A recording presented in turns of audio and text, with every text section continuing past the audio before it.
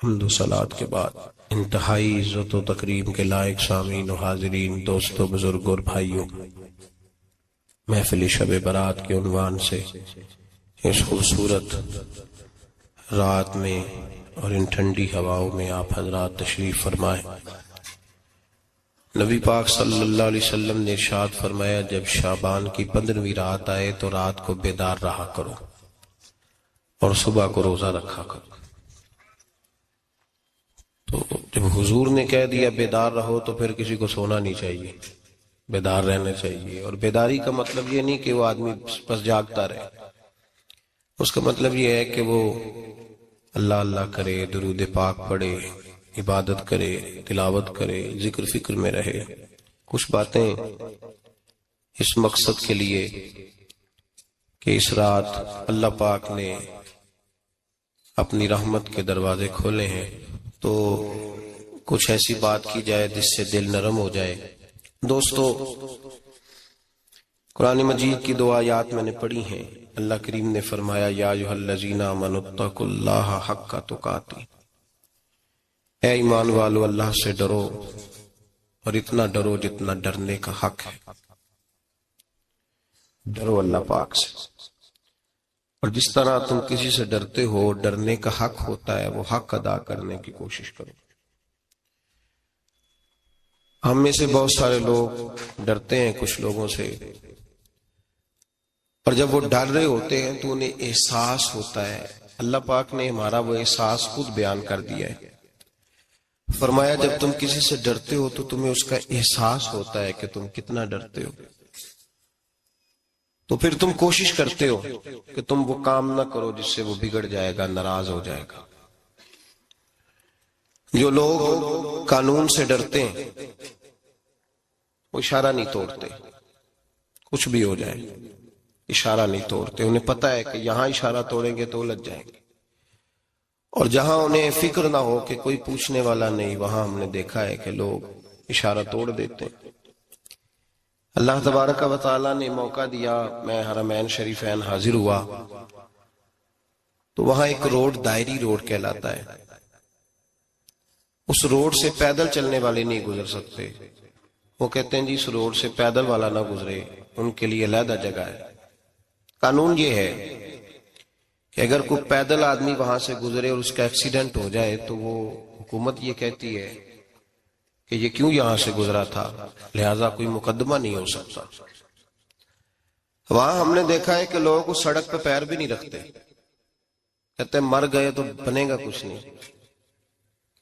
یہاں بھی بہت سارے ایسے معاملات ہوتے ہیں کہ جہاں انسان محسوس کرتا ہے کہ یہ بڑا میرے لیے نقصان ہو جائے گا، تو وہ ڈرتا ہے۔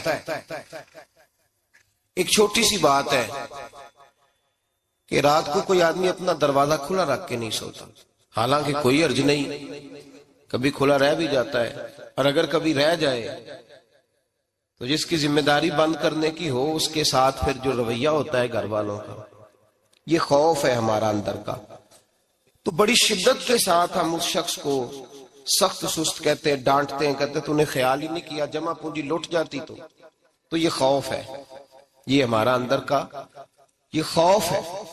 آپ بازار میں جائیں تو درجنوں لوگوں نے گن مین بٹھائے ہوئے، ان کا دل نہیں کرتا کہ اضافی تنخواہ دی جائے، کیا مطلب ہے ایک آدمی کو اضافی پیسے دینے کا، لیکن وہاں آدمی بٹھایا جاتا ہے، اس کو تنخواہ دی جاتی ہے، اس کی روٹی کا بندوبست کیا جاتا ہے، اس کے سارے ضروریات زندگی کا خیال رکھا جاتا ہے، اور پس منظر یہ ہوتا ہے کہ ڈر لگتا ہے اگر یہ شخص نہ ہوا تو ہمارے چوری ہو جائے گی۔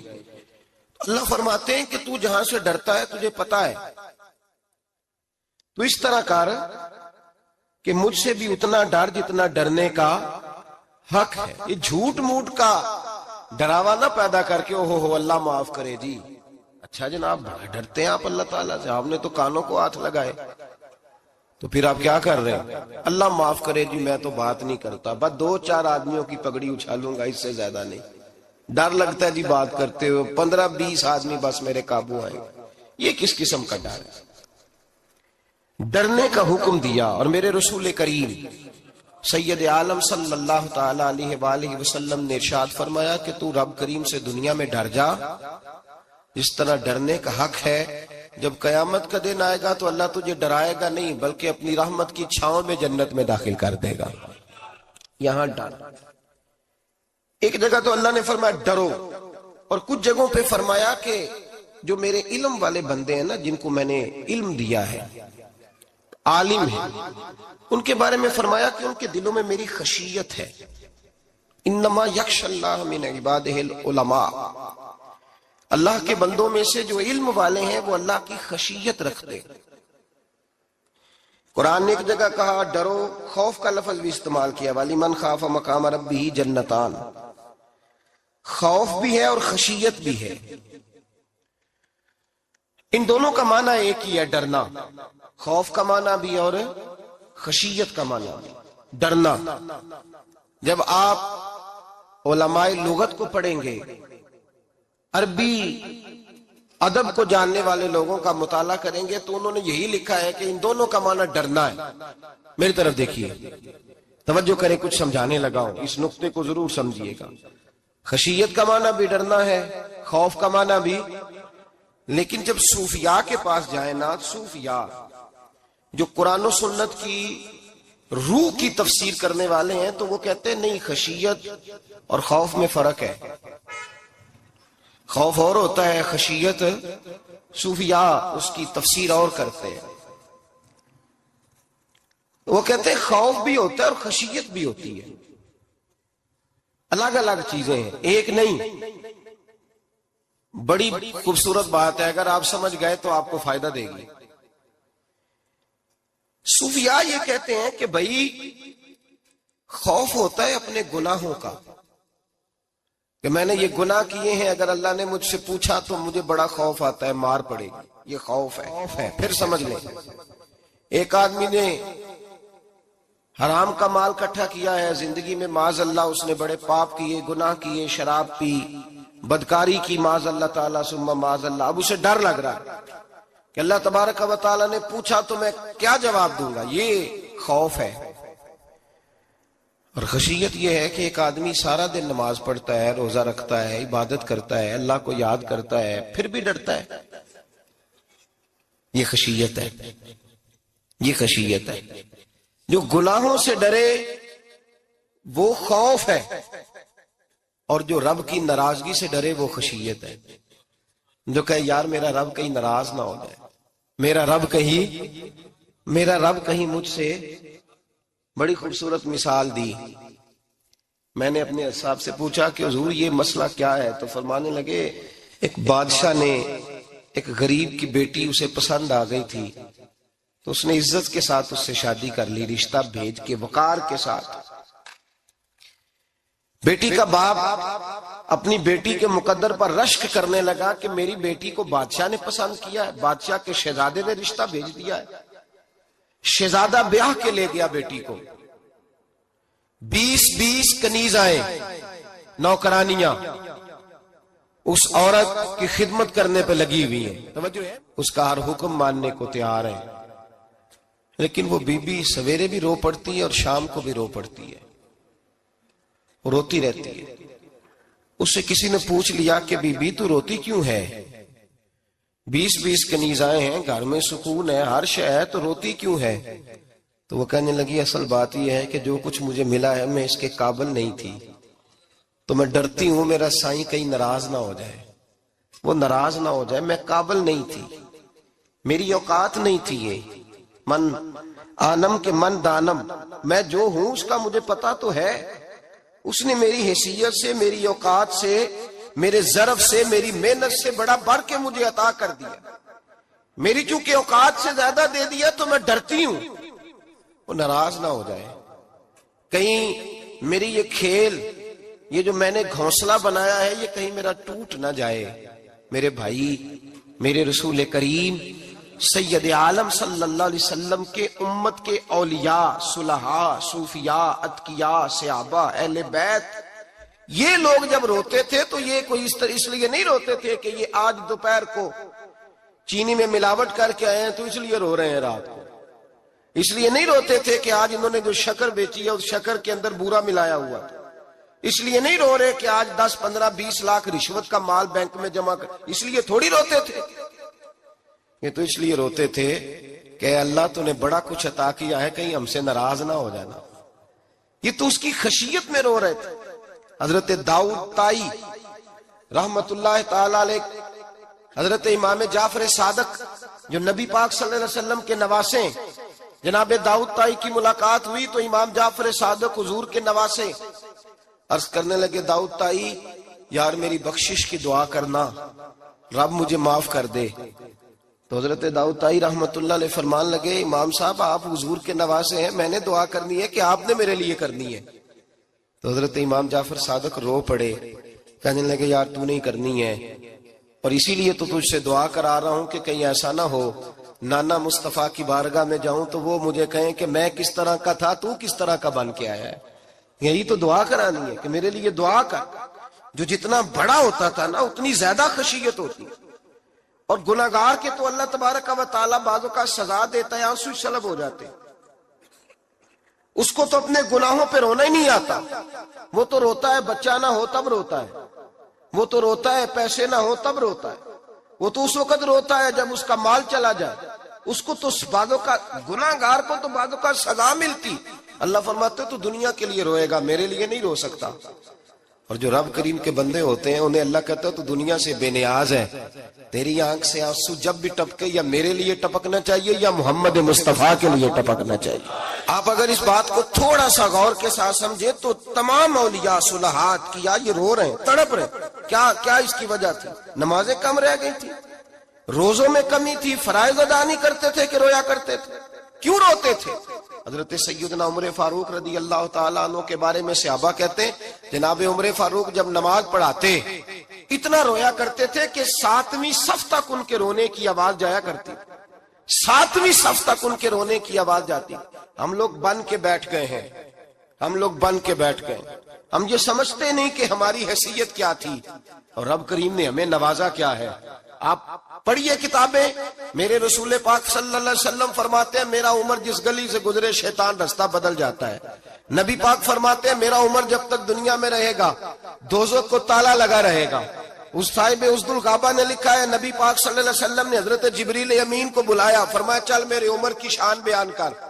تو حضرت جبریل امین علیہ السلام عرض کرنے لگے یا رسول اللہ صلی اللہ علیہ وسلم 950 سال اگر اللہ مجھے عمر دے، 950 سال رب عمر دے اور پھر بھی میں عمر فاروق کے فضائل بیان کروں تو میں نہیں کر سکتا.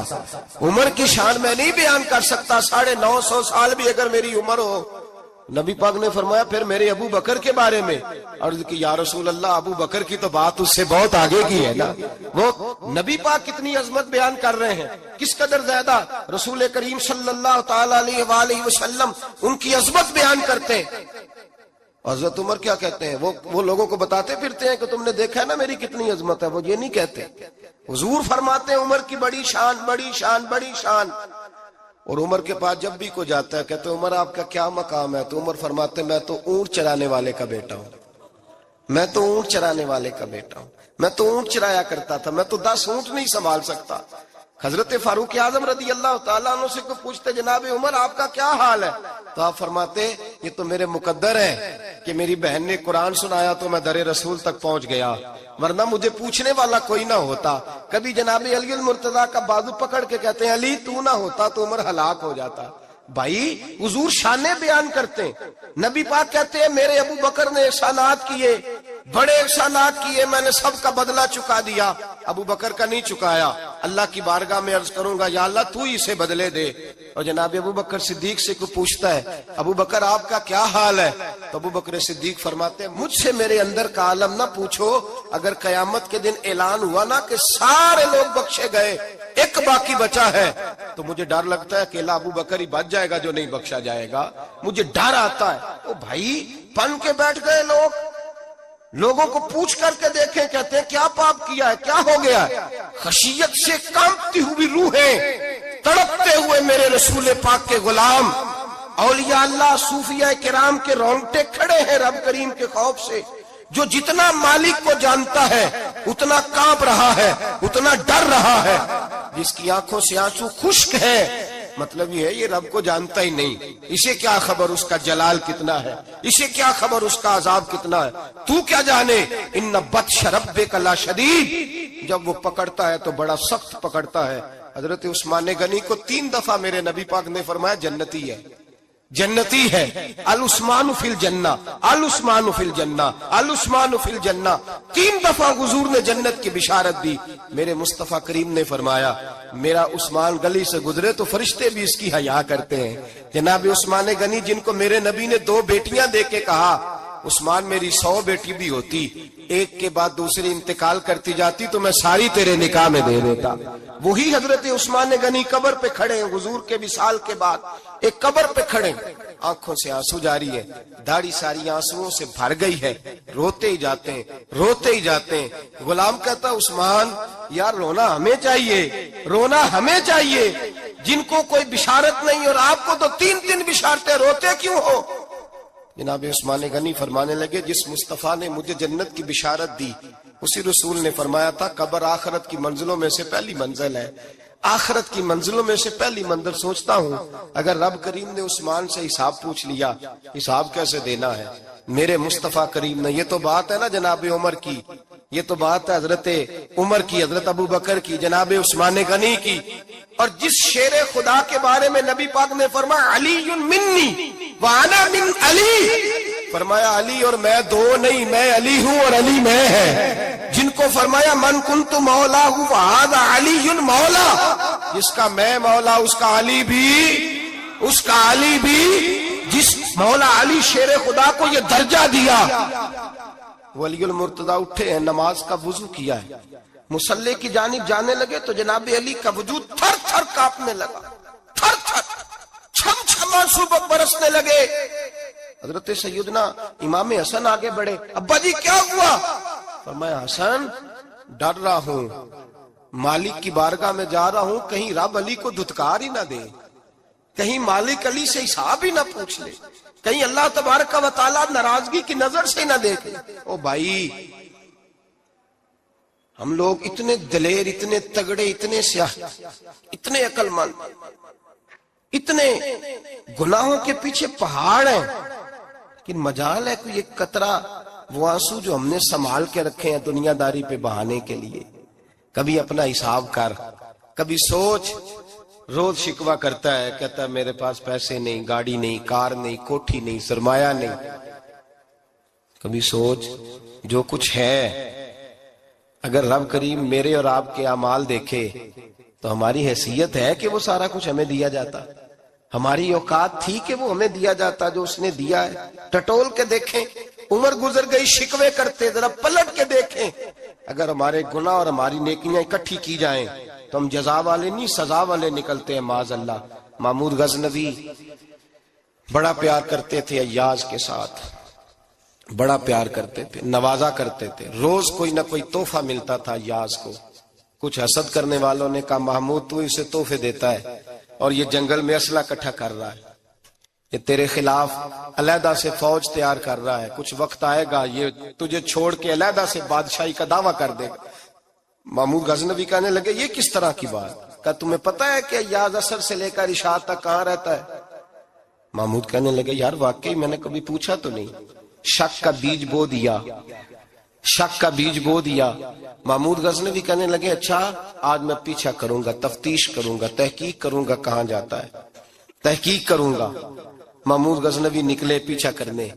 عصر کے بعد ایاز نے جنگل کا رخ کیا، محمود بھی پیچھے پیچھے ہو لیے۔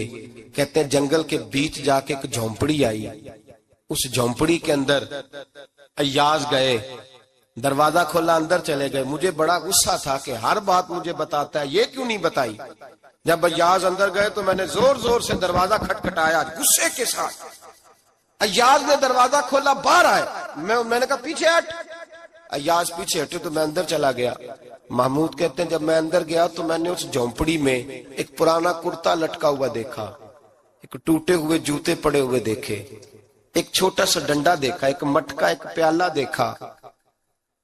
میں نے ساری تلاشی لی تو چند ٹوٹی پھوٹی پرانی چیزیں، میں نے کہا یار یہ کیا ہے؟